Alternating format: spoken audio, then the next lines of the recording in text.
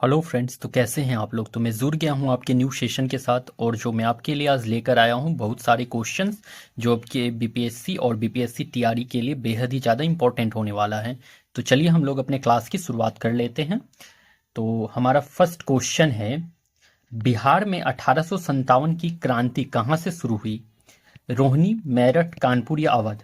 तो बिहार में 1857 की क्रांति जो शुरू हुआ है वो हुआ है आपका रोहिणी से, ठीक है। और ये रोहिणी कहाँ है, तो अभी रोहिणी जो है मेरे भाई ये देवघर में है। देवघर कहाँ, तो झारखंड।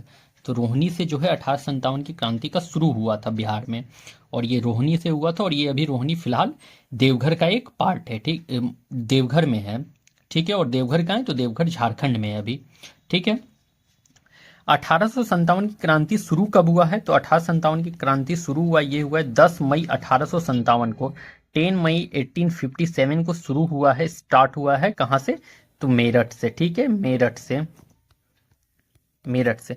तो 1857 की क्रांति शुरू हुआ है 10 मई 1857 को मेरठ से, ठीक है। उसके बाद इस टाइम पे गवर्नर जनरल कौन थे, तो गवर्नर जनरल जो 1857 की क्रांति के टाइम थे, तो गवर्नर जनरल जो थे वो आपके थे कैनिंग। कौन, तो लॉर्ड कैनिंग, लॉर्ड कैनिंग। आपसे पूछ लेगा 1857 की क्रांति के टाइम गवर्नर जनरल कौन थे, तो वो लॉर्ड कैनिंग थे, ठीक है।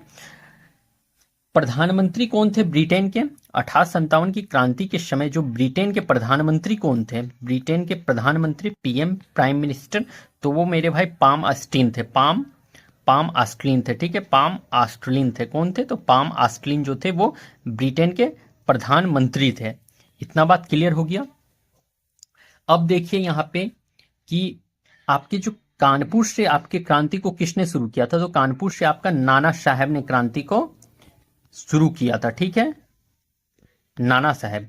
अवध से किसने किया, तो बेगम हजरत महल ने। अवध से किसने नेतृत्व किया, तो बेगम हजरत महल। तो आपसे पूछ सकता है कि 1857 की क्रांति का अवध से नेतृत्व किसने किया, तो बेगम हजरत महल ने नेतृत्व किया था। किसने किया था, बेगम हजरत महल। अब फैजाबाद से किसने किया, फैजाबाद, फैजाबाद, तो फैजाबाद से कर दिया था मौलवी अहमदुल्लाह ने, मौलवी अहमदुल्लाह ने, अहमदुल्लाह, मौलवी अहमदुल्लाह ने। झांसी से किसने करा, तो झांसी से रानी लक्ष्मीबाई ने करी, ठीक है। तो झांसी से किसने किया, तो रानी लक्ष्मीबाई ने की, ठीक है। झांसी से रानी लक्ष्मीबाई ने किया है, लक्ष्मीबाई। तो आपसे इस तरह से पूछ सकता है कि झांसी से किसने नेतृत्व किया 1857 की क्रांति का, तो रानी लक्ष्मीबाई ने नेतृत्व किया है, ठीक है। और फ्रेंड्स एक चीज आप लोग ध्यान से देखेंगे यहाँ पे, देखिए एक तो मैं क्वेश्चन करा रहा हूं, बट यहाँ पे देखिए आपको कितना सारा क्वेश्चन, एक क्वेश्चन में ही आपको अप्रोक्स 10 क्वेश्चन कंप्लीट कराया जा रहा है, ठीक ना। अब काउंट कर लीजिए, देखिए 1857 की क्रांति कहाँ से शुरू हुआ, बिहार में, तो रोहिणी, एक क्वेश्चन हुआ। 10 मई 1857, 2 क्वेश्चन। गवर्नर जनरल कौन थे, 3 क्वेश्चन। ब्रिटेन के प्रधानमंत्री कौन थे इस टाइम पे, 4 क्वेश्चन। कानपुर से किसने नेतृत्व किया, नाना साहब, 5 क्वेश्चन। अवध से किसने किया, बेगम हजरत महल, 6 क्वेश्चन। फैजाबाद से किसने नेतृत्व किया, मौलवी अहमदुल्लाह, 7 क्वेश्चन। और झांसी से किसने नेतृत्व किया, तो रानी लक्ष्मीबाई, 8 क्वेश्चन। तो देखिए एक क्वेश्चन कराया मैंने, बट यहां पे आपको डिस्कशन कितने क्वेश्चन का करा दिया, 8 क्वेश्चन का, ठीक है। मतलब एक ही क्वेश्चन किए हैं, लेकिन यहां पे 8 आपको क्वेश्चन का आंसर मिल गया। तो आप समझ लीजिए यहाँ पे कितने डिटेल में डिस्कशन हो रहा है। नंबर ऑफ क्वेश्चन कम रहेंगे, बट यहाँ पे डिस्कशन जो रहेगा, अगर मान लीजिए हम 10 क्वेश्चन करा देते हैं, तो 10 इंटू 8 कर दीजिए, तो 80 क्वेश्चन आपके 30 मिनट्स में अप्रोक्स कंप्लीट हो जाते हैं। तो ये आपके लिए इंपॉर्टेंट होने वाला है, तो इसलिए ध्यान से देखेंगे सेशन को। और नंबर ऑफ क्वेश्चन काउंट नहीं करें, देखिए कि कितना ये डिस्कस कर रहा है और कहाँ से किस पॉइंट को बता रहा है। तो 8 क्वेश्चन बस इसी में एक पेज में क्लियर हो गया है। चलिए फिर नेक्स्ट स्लाइड में। स्वतंत्र भारत के पहले गैर कांग्रेस प्रधानमंत्री थे, मोरारजी देसाई, जवाहरलाल नेहरू, नरेंद्र मोदी या इनमें से कोई नहीं। तो स्वतंत्र भारत के पहले गैर कांग्रेस प्रधानमंत्री जो थे वो आपके मोरारजी देसाई थे, ठीक ना, मोरारजी देसाई। नरेंद्र मोदी तो अभी प्रेजेंट में जो आपके हैं प्राइम, क्या बोलते हैं, प्रधानमंत्री हैं, प्राइम मिनिस्टर, ठीक है, प्रेजेंट टाइम पे। और देखिए आपके पहला गैर कांग्रेसी सरकार किस राज्य में बना है, तो फर्स्ट गैर कांग्रेसी सरकार किस राज्य में बना, कांग्रेसी सरकार वाला राज्य, तो पहला गैर कांग्रेसी सरकार वाला राज्य कौन सा था? तो ये मेरे भाई आपका केरल में था। कहाँ था? तो केरल था। ठीक है, पहला गैर कांग्रेसी सरकार वाला राज्य कौन सा था? केरल। और कब बना था? तो 1967 में। ठीक है, 1967 में ये गैर कांग्रेसी सरकार वाला राज्य बना था। ठीक है, तो ये केरल था 1967 में। ठीक है, इतना बात क्लियर हो गया। चलिए फिर नेक्स्ट क्वेश्चन में, पहली नियमित जनगणना किसके समय हुआ? Lord Mayo, Lord Ripon, Lord Macaulay, इनमें से कोई नहीं। तो नियमित जनगणना जो हुआ है सबसे पहले वो आपके लॉर्ड रिपन के टाइम में हुआ है। और कब हुआ है? तो लॉर्ड रिपन के टाइम में 1881 में हुआ है। कब हुआ है? 1881 में नियमित जनगणना 1881 में हुआ है, लॉर्ड रिपन के टाइम पे। अब आपसे पूछ लेगा कि पहली जनगणना कब हुआ? तो फर्स्ट जो सेंसस हुआ है मेरे भाई, तो फर्स्ट सेंसस जो हुआ है लॉर्ड मेयो के टाइम पे हुआ है। तो पहली जनगणना किसके टाइम पे? तो लॉर्ड मेयो के टाइम पे। कब हुआ है? तो 1872 में। ठीक है, तो पहली जनगणना पूछ लेगा तो लॉर्ड मेयो के टाइम पे 1872 में। और पहली नियमित जनगणना पूछ लेगा तो लॉर्ड रिपन के टाइम में 1881 में। ठीक है, अब देखिए लॉर्ड रिपन से याद रखिए कुछ बात। देखिए लॉर्ड रिपन जो है ना, ये कारखाना अधिनियम लेकर आए थे। कारखाना अधिनियम। तो कारखाना अधिनियम किससे रिलेटेड है आपका? तो लॉर्ड रिपन से रिलेटेड है। ठीक है, कारखाना अधिनियम। हंटर कमीशन, हंटर कमीशन भी जो है आपके लॉर्ड रिपन से ही रिलेटेड है। Hunter commission. पंचायत और नगर निगम का जो स्टार्ट किया था, तो ये भी पंचायत और नगर निगम, तो ये भी लॉर्ड रिपन से ही रिलेटेड है। ठीक है, उसके बाद इल्बर्ट बिल, तो इल्बर्ट बिल जो मेरे भाई है वो भी लॉर्ड रिपन से ही रिलेटेड है, इल्बर्ट बिल। और एक आता है वर्नाकुलर प्रेस एक्ट को बंद किसने किया? तो वर्नाकुलर प्रेस एक्ट को बंद जो है आपके लॉर्ड रिपन ने ही किया है। वर्नाकुलर प्रेस एक्ट जो बंद किया है वो भी लॉर्ड रिपन ने ही किया है। और कब किया है? तो 1882 में ही किया है। तो 4-5 बात याद रखिए लॉर्ड रिपन। कारखाना अधिनियम किससे रिलेटेड? लॉर्ड रिपन से। हंटर कमीशन किससे रिलेटेड? लॉर्ड रिपन। पंचायत और नगर निगम किससे रिलेटेड? लॉर्ड रिपन से। और इल्बर्ट बिल किससे? तो लॉर्ड रिपन। और वर्नाकुलर प्रेस एक्ट को बंद किसने किया है? तो लॉर्ड रिपन ने ही किया है। ठीक है, तो इतना बात को आप लोग ध्यान में रखेंगे। चलिए फिर नेक्स्ट स्लाइड में, सबसे पुराना पुराण है, तो सबसे पुराना पुराण कौन सा है? मत्स्य पुराण, वैदिक पुराण, शाश्वत पुराण, या इनमें से कोई नहीं? तो सबसे पुराना पुराण जो है वो मत्स्य पुराण है, मत्स्य पुराण।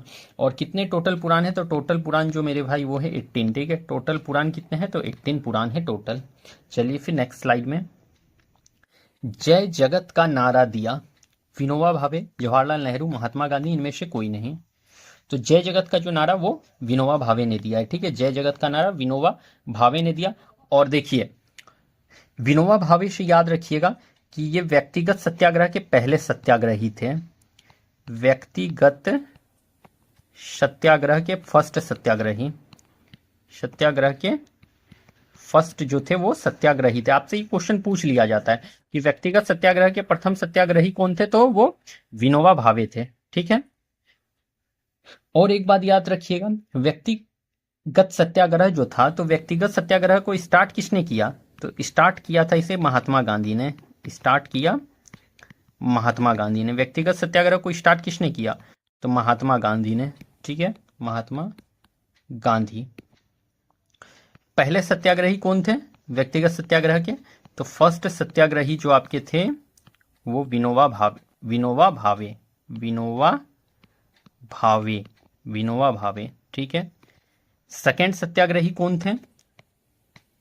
सेकेंड सत्याग्रही, सेकेंड सत्याग्रही मेरे भाई वो जवाहरलाल नेहरू थे। जवाहरलाल नेहरू कौन थे? सेकेंड सत्याग्रही, दूसरे सत्याग्रही जवाहरलाल नेहरू। और तीसरे सत्याग्रही कौन थे? थर्ड सत्याग्रही, तो तीसरे सत्याग्रही आपके ब्रह्मदत्त थे। ब्रह्मदत्त। ठीक है, और ये व्यक्तिगत सत्याग्रह शुरू कहां से हुआ था? तो शुरू जो मेरे भाई ये हुआ था पवनार, महाराष्ट्र। ठीक है, कहां से हुआ था शुरू? तो पवनार महाराष्ट्र से। पवनार कहां पर है? तो महाराष्ट्र में। ठीक है, तो व्यक्तिगत सत्याग्रह शुरू कहां से हुआ है? तो पवनार महाराष्ट्र से। और कब शुरू हुआ है? तो 17 अक्टूबर 1940 को। 17 अक्टूबर 1940 40 से, ठीक है। तो यहां पे देखिए कितना सारा क्वेश्चन कंप्लीट करा दिए, 1 2 3 4 5 6 और 7 क्वेश्चन यहाँ कंप्लीट हुआ एक ही क्वेश्चन में। तो समझ लीजिए आप लोग कितना इंपॉर्टेंट होने वाला, और क्वेश्चन यहाँ से टकराता हुआ मिलेगा जरूर। तो व्यक्तिगत सत्याग्रह के पहले सत्याग्रही विनोबा भावे, दूसरे सत्याग्रही जवाहरलाल नेहरू, तीसरे सत्याग्रही ब्रह्मदत्त। व्यक्तिगत सत्याग्रह शुरू कहां से हुआ है? तो पवनार महाराष्ट्र से। और कब से शुरू हुआ है? तो 17 अक्टूबर 1940 से स्टार्ट हुआ है व्यक्तिगत सत्याग्रह। महात्मा गांधी से एक बुक याद रखिए आप लोग, बुक सत्य के साथ मेरे प्रयोग, सत्य के साथ मेरे प्रयोग, मेरे प्रयोग। और एक बुक याद रखिए आप लोग इसका, हरिजन, हरिजन भी याद रखिए, महात्मा गांधी की एक बुक का नाम, ठीक है। और महात्मा गांधी के पुत्र कितने थे? तो पुत्र मेरे भाई महात्मा गांधी के 4 थे, 4। कितने पुत्र थे महात्मा गांधी के? तो 4 पुत्र थे महात्मा गांधी के, हरिलाल, मनीलाल, रामदास, देवदास। हरिलाल, मनीलाल, रामदास, देवदास। और एक दत्तक पुत्र थे जमुनालाल बजाज, एक दत्तक पुत्र। महात्मा गांधी के 4 पुत्र और एक क्या थे? दत्तक पुत्र जमुनालाल बजाज, ठीक है। चलिए फिर नेक्स्ट स्लाइड में, बंग ए दर्रा किसने लिखा? इकबाल, रहमत अली, शौकत अली, इनमें से कोई नहीं। तो बंग ए दर्रा जो लिखा है वो लिखा है आपके इकबाल ने, ठीक है, इकबाल ने। अब इकबाल से याद रखिए तराने हिंद, तराने हिंद भी जो लिखा है वो भी इकबाल ने ही लिखा है, तराने हिंद, इकबाल। सारे जहां से अच्छा हिंदुस्तान हमारा, तो ये भी इकबाल ने कहा है, सारे जहां से अच्छा हिंदुस्तान हमारा, हिंदुस्तान हमारा, तो ये भी इकबाल ने ही कहा है। तो बंग दर्रा, तराने हिंद और सारे जहां से अच्छा हिंदुस्तान हमारा, ये सारा बात इकबाल ने ही कहा है। रहमत चौधरी रहमत अली ने पहली बार पाकिस्तान शब्द यूज किया था, ठीक है, first time used word Pakistan. तो पहली बार पाकिस्तान शब्द किसने यूज किया है? तो चौधरी रहमत अली ने पहली बार पाकिस्तान शब्द का यूज किया है, ठीक ना। चलिए फिर नेक्स्ट स्लाइड में, भारत में परमाणु परीक्षण कितना बार हुआ? 1 3 2, इनमें से कोई नहीं। तो परमाणु परीक्षण जो मेरे भाई वो 2 बार हुआ है, आप ठीक है, 2 बार हुआ है। एक बार हुआ है 1974 में, ठीक है, 1974 में। किसके टाइम पे? तो इंदिरा गांधी के टाइम पे, इंदिरा गांधी के टाइम पे, इंदिरा गांधी के टाइम पर, ठीक है। और दूसरा जो परमाणु परीक्षण हुआ है वो हुआ है आपका 1998 में, 1998 में अटल बिहारी वाजपेयी के टाइम पे, अटल बिहारी वाजपेयी के टाइम पे, ठीक ना, अटल बिहारी वाजपेयी के टाइम पर हुआ है। तो 2 टाइम परमाणु परीक्षण हुआ है भारत में, एक बार 1974 इंदिरा गांधी के टाइम पर और एक बार 1998 अटल बिहारी वाजपेयी के टाइम पे। Okay, move to the next question. प्रथम ज्ञानपीठ पुरस्कार मिला जी शंकर कुरूप, आशापूर्ण देवी, सुमित्रा नंदन पत, इनमें से कोई नहीं। तो प्रथम ज्ञानपीठ पुरस्कार जी शंकर कुरूप, ओके। आशापूर्ण देवी को क्या हुआ था? महिला में प्रथम ज्ञानपीठ, मतलब कि वो पहली महिला थी जिसे ज्ञानपीठ पुरस्कार मिला था, प्रथम महिला जिसे ज्ञानपीठ पुरस्कार मिला, तो वो आपकी आशापूर्ण देवी थी, ज्ञानपीठ पुरस्कार मिला। तो प्रथम महिला जिसे ज्ञानपीठ पुरस्कार मिला वो कौन है? तो आशापूर्ण देवी। और प्रथम ज्ञानपीठ पुरस्कार किसे मिला है? तो जी शंकर कुरूप को मिला है, ठीक है। और सुमित्रा नंदन पंत क्या थे? तो हिंदी भाषा में प्रथम ज्ञानपीठ पुरस्कार मिला है, हिंदी भाषा में प्रथम ज्ञानपीठ पुरस्कार मिला, ज्ञानपीठ पुरस्कार मिला। तो हिंदी भाषा में पूछ लेगा कि प्रथम ज्ञानपीठ पुरस्कार किसे मिला, तो आपके सुमित्रा नंदन पंत को। और प्रथम महिला में ज्ञानपीठ पुरस्कार मिला आशापूर्ण देवी को, एंड जी शंकर ग्रुप को प्रथम ज्ञानपीठ पुरस्कार मिला है। Okay, move to the next slide. Sindhu समझौता किन 2 देशों के बीच हुआ? भारत पाकिस्तान, भारत बांग्लादेश, पाकिस्तान भूटान, इनमें से कोई नहीं। तो सिंधु समझौता मेरे भाई वो हो गया है आपका भारत और पाकिस्तान के बीच में, ठीक है, भारत और पाकिस्तान के बीच में सिंधु समझौता हुआ है। अब देखिए इसमें मध्यस्थता किसने कराया था, मध्यस्थता मतलब कि ये जो समझौता हुआ था मेरे भाई, तो ये किसने कराया था ये पूछा है। तो देखिए ये वर्ल्ड बैंक ने कराया था, ठीक है। तो मध्यस्थता किसने कराया, तो वर्ल्ड बैंक ने कराया था, वर्ल्ड बैंक ने, वर्ल्ड बैंक, ओके। मध्यस्थता किसने कराया, तो वर्ल्ड बैंक ने कराया। और कब कराया, तो 1960 में। आपसे पूछ लेगा कि सिंधु समझौता की मध्यस्थता किसने कराया था, तो वर्ल्ड बैंक ने कराया। कब कराया, 1907 में, ठीक है। और देखिए ये जो मध्यस्थता हुआ था ना, इसके तहत जो है भारत को नदी का इसमें बंटवारा हो गया था। तो भारत को सतलज, व्यास, रावी नदी मिल गया, सतलज, व्यास, रावी नदी मिला, रावी नदी मिला। देखिए सिंधु समझौता मेनली हुआ क्या था, देखिए इसमें पानी की वजह से जो है इन दोनों के बीच में टकराव होता रहता था, ठीक ना। तो इसीलिए क्या किया, वर्ल्ड बैंक ने जो है इन दोनों के बीच में, भारत और पाकिस्तान के बीच में एक समझौता कराया, जिसे सिंधु समझौता कहा जाता है। और इस समझौता के तहत जो है भारत को सतलज, व्यास और रावी नदी दे दिया गया, और पाकिस्तान को झेलम, चिनाब, सिंधु नदी दिया गया, ठीक है। पाकिस्तान को झेलम, चिनाब और सिंधु नदी दिया गया, ठीक है। पाकिस्तान को झेलम, चिनाब, सिंधु नदी मिला, सिंधु नदी मिला। आई होप कि आपको इतने बात अच्छी तरह से समझ में आ गया होगा। चलिए फिर नेक्स्ट स्लाइड में, मध्य हिमालय में पाए जाने वाले घास मैदान कहलाते हैं। तो मध्य हिमालय में पाए जाने वाले घास के मैदान क्या कहलाते हैं, मर्ग, बुग्याल, प्यार, एक से अधिक। तो देखिए मध्य हिमालय में पाए जाने वाले जो घास के मैदान है मेरे भाई, वो क्या कहलाते हैं, तो मर्ग भी कहलाते हैं, बुग्याल भी कहलाते हैं, प्यार भी कहलाते हैं, ठीक है। मतलब एक से अधिक यहाँ आंसर देखने को मिलेगा। Option number D will be our correct answer. अब देखिए मर्ग कहाँ पे कहा जाता है, तो मर्ग मेरे भाई ये कहा जाता है जम्मू एंड कश्मीर में, जम्मू एंड कश्मीर में इसे मर्ग कहा जाता है, ठीक है। मतलब घास का मैदान जो है मध्य हिमालय में मिलता है, बट मर्ग जो है अलग अलग जगह कहा जाता है, अलग अलग नाम से। जैसे मर्ग कहाँ पे कहा जाता है, तो जम्मू एंड कश्मीर में, ठीक है।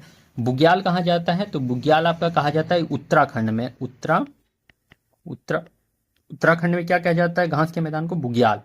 प्यार कहाँ जाता है, कहा जाता है, तो ये भी उत्तराखंड में, बुग्याल और प्यार कहाँ कहा गया, तो उत्तराखंड में, ठीक है।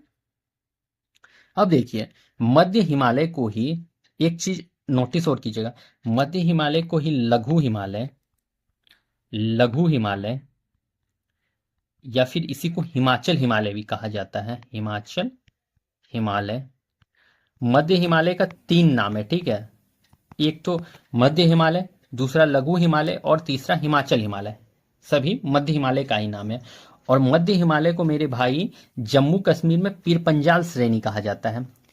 देखो यहाँ पे दे दो, मध्य हिमालय हुआ ना, तो मध्य हिमालय को जो मेरे भाई, इसको जम्मू कश्मीर में पीर पंजाल कहते हैं। मध्य हिमालय को जम्मू एंड कश्मीर में पीर पंजाल श्रेणी कहा जाता है, पीर पंजाल श्रेणी कहा जाता है, कहते हैं। आपसे पूछ लेगा कि मध्य हिमालय को जम्मू कश्मीर में किस नाम से जाना जाता है, तो वो पीर पंजाल श्रेणी के नाम से। हिमाचल प्रदेश में किस नाम से, तो धौलाधार श्रेणी। हिमाचल प्रदेश में, हिमाचल प्रदेश में किस नाम से, तो धौलाधार श्रेणी। हिमाचल प्रदेश धौलाधार श्रेणी, धौलाधार श्रेणी के नाम से जाना जाता है आपके हिमाचल प्रदेश में। मध्य हिमालय को हिमाचल प्रदेश में धौलाधार श्रेणी के नाम से जाना जाता है। उत्तराखंड में नाग टिब्बा, उत्तराखंड में किस नाम से जाना जाता है, तो उत्तराखंड में नाग टिब्बा, नाग टिब्बा, नाग टिब्बा, ठीक है। उत्तराखंड में नाग टिब्बा के नाम से जाना जाता है। उसके बाद और याद रखिए एक चीज, मध्य हिमालय को ही नेपाल में किस नाम से जाना जाता है, नेपाल में, तो नेपाल में महाभारत श्रेणी के नाम से, नेपाल में महाभारत श्रेणी, महाभारत श्रेणी के नाम से जाना जाता है, श्रेणी। तो इतना बात को याद रखिएगा, मध्य हिमालय को जम्मू कश्मीर में पीर पंजाल श्रेणी कहते हैं, हिमाचल प्रदेश में धौलाधार श्रेणी कहते हैं, उत्तराखंड में नाग टिब्बा कहते हैं और नेपाल में महाभारत श्रेणी के नाम से जाना जाता है मध्य हिमालय को। तो इन सभी पॉइंट्स को आप अच्छे ढंग से नोट डाउन करते हुए चलेंगे। ओके फ्रेंड्स, चलिए फिर नेक्स्ट स्लाइड में। गारो, खासी, जैंतिया हिल पाए जाते हैं मेघालय पठार, मध्य हिमालय, बुंदेलखंड। अच्छा, यहाँ पे WC बनर्जी, यहाँ इनमें से कोई नहीं होना चाहिए था, बाय मिस्टेक यहाँ प्रिंट हो गया। तो गारो, खासी, जैंतिया हिल पाए जाते हैं वो आपके मेघालय पठार में पाया जाता है। ठीक है, मेघालय पठार। अब देखिए, मेघालय पठार जो है ना ऑरेंज के लिए फेमस है, मतलब नारंगी। ठीक है, ऑरेंज के लिए जो है ये फेमस है, ऑरेंज के लिए फेमस है। आपसे पूछ लेगा कि मेघालय पठार किस चीज़ के लिए फेमस है, तो वो ऑरेंज के लिए फेमस है। देखिए, अब यहाँ पे गारो, खासी, जैंतिया हिल भी पाए जाते हैं और जनजाति भी मिलता है। ये गारो खासी जनजाति, जैंतिया जनजाति भी मिलता है, जनजाति भी। ठीक है, तो गारो खासी जैंतिया जनजाति भी मिलता है यहाँ पे। अब देखिए, मेघालय पठार में ही आपका मासिन राम और चेरापूंजी है। मासिन राम और चेरापूंजी कहाँ पर स्थित है, तो मासिन राम और चेरापूंजी जो आपका स्थित है वो मेघालय पठार में है। मासिन राम और चेरापूंजी जो स्थित है वो भी मेघालय पठार में स्थित है। चलिए फिर नेक्स्ट स्लाइड में। कोलार और हट्टी का खदान प्रसिद्ध है, सोना, लोहा, तांबा, इनमें से कोई नहीं। तो कोलार और हट्टी का खदान कहाँ है, तो कोलार और हट्टी, तो ये मेरे भाई ये दोनों तो भारत में स्थित है। पहली बात तो ये कहाँ सिचुएटेड है, तो भारत में है। ठीक है, और कोलार और हट्टी का खदान प्रसिद्ध किसके लिए है, तो ये सोना के लिए प्रसिद्ध है। ठीक है, कोलार और हट्टी का खदान प्रसिद्ध सोना के लिए है। तांबा के लिए कौन फेमस है, तो मध्य प्रदेश का मलंज खंड, ये तांबा के लिए फेमस है। ठीक है, अब देखिए यहाँ पे आप चलिए फिर नेक्स्ट स्लाइड में। सिलिकॉन वैली स्थित है, ये देखिए TRE 3rd में ये क्वेश्चन पूछा गया है आपका। Silicon valley Bangalore, Dubai, Kerala, इनमें से कोई नहीं। तो सिलिकॉन वैली जो है वो बेंगलोर में स्थित है, बेंगलोर में सिलिकॉन वैली। और एक चीज़ याद रखिए, उद्यान शहर किसे कहा जाता है, तो उद्यान शहर मतलब बगीचों का शहर, तो उद्यान शहर भी आपका कहते हैं बेंगलोर को ही। ठीक है, तो सिलिकॉन वैली बेंगलोर, उद्यान शहर Bangalore. Move to the next question. Antibiotic का खोज किया अलेक्जेंडर फ्लेमिंग, वॉटसन और क्रिक, रॉबर्ट हुक, इनमें से कोई नहीं। तो एंटीबायोटिक का खोज जो किया है मेरे भाई वो अलेक्जेंडर फ्लेमिंग ने किया है। ठीक है, और जो फर्स्ट एंटीबायोटिक कौन सा था, तो फर्स्ट एंटीबायोटिक कौन सा था, फर्स्ट एंटीबायोटिक, तो पहला एंटीबायोटिक कौन सा था आपका, तो पेनिसिलिन। ठीक है, पेनिसिलिन।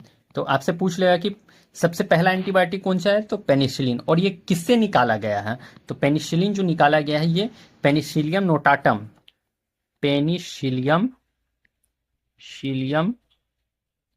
नोटाटम कवक मतलब फंगाई से, कवक मतलब क्या होता है, फंगी। ठीक है, फंगी से निकाला गया है, निकाला गया। आपसे पूछ लेगा कि आपका जो है पहला एंटीबायोटिक जो था वो पेनिसिलिन, वो किससे निकाला गया है या प्राप्त किया गया है, तो वो पेनिसिलियम नोटाटम कवक से प्राप्त किया गया है। ठीक है, तो पहला एंटीबायोटिक क्या है, पेनिसिलिन, और ये किससे निकाला गया है, तो पेनिसिलियम नोटाटम कवक से निकाला गया है। इतना बात क्लियर हो गया। एंटीबायोटिक का खोज किसने किया है, डिस्कवरी, तो वो मेरे भाई आपके अलेक्जेंडर फ्लेमिंग ने किया है। रॉबर्ट हुक से याद कर लो क्या, ये सेल का डिस्कवरी किया है। डिस्कवरी ऑफ सेल किससे रिलेटेड है, तो आपके रॉबर्ट हुक से। ठीक है, और ये कब, 1665 में। कैसे सेल किए थे, तो डेड सेल का खोज किए थे, डेड सेल। ठीक है, तो सेल डिस्कवरी रॉबर्ट हुक 1665, और किस टाइप का सेल, तो डेड सेल का खोज किया था इन्होंने। चलिए फिर नेक्स्ट स्लाइड में।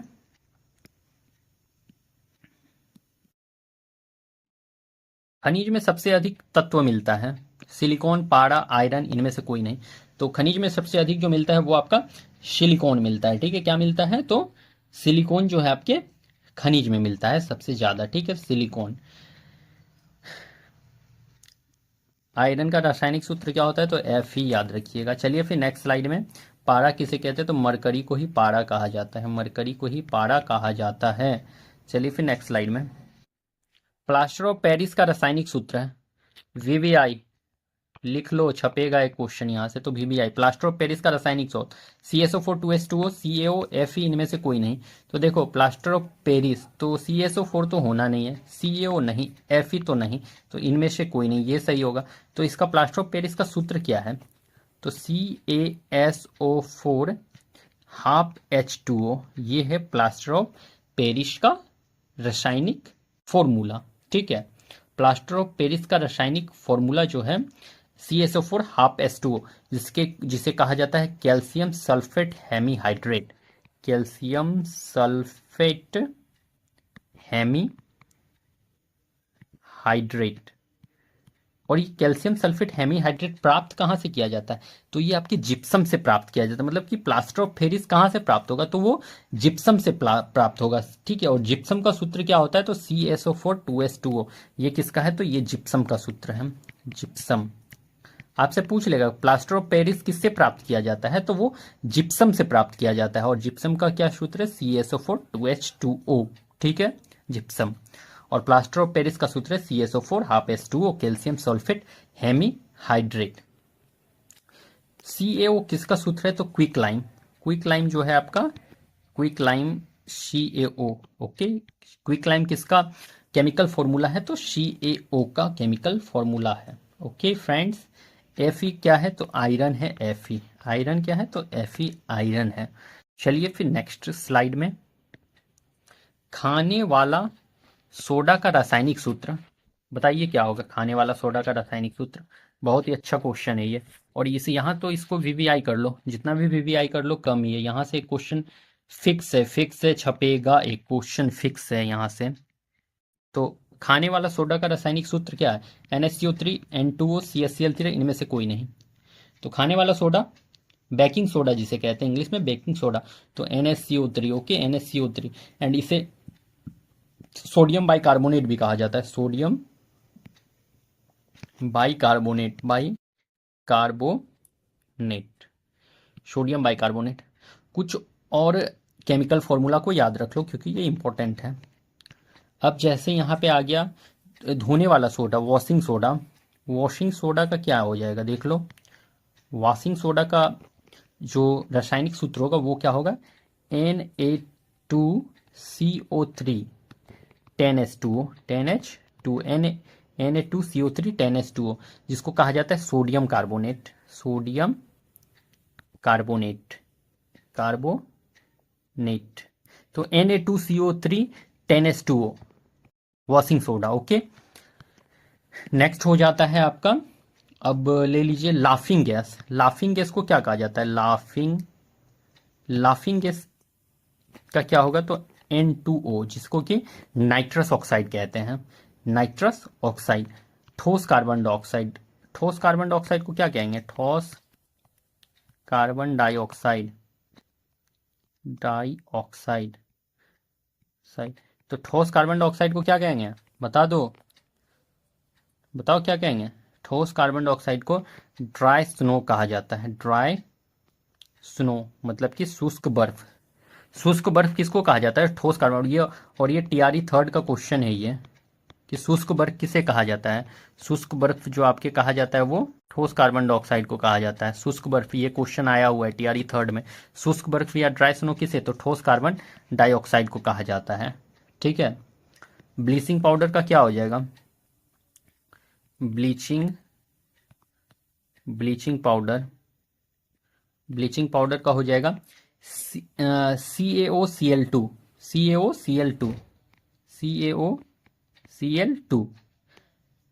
ठीक है, उसके बाद आप प्लास्टर ऑफ पेरिस का तो कर ही लिए, CaSO4 half H2O। And vinegar का क्या हो जाएगा? विनेगर जिसे कि सिरका कहा जाता है। तो विनेगर का CH3COOH। चलिए फिर इतना देख लिया, फिर किसी दिन और बता देंगे आपको। तो चलिए आगे बढ़ते हैं नेक्स्ट स्लाइड में। अच्छा, तो आपका क्वेश्चन कंप्लीट हो गया है। तो चलिए आप लोग अपना तैयारी को अच्छे ढंग से करते रहिए और पूरा सेशन देख लीजिएगा। बहुत ही बेनिफिशियल ये सेशन आपके लिए होने वाला है। तो चलिए फिर हम लोग मिलते हैं अपने किसी नेक्स्ट सेशन में। तब तक के लिए thank you and best of luck.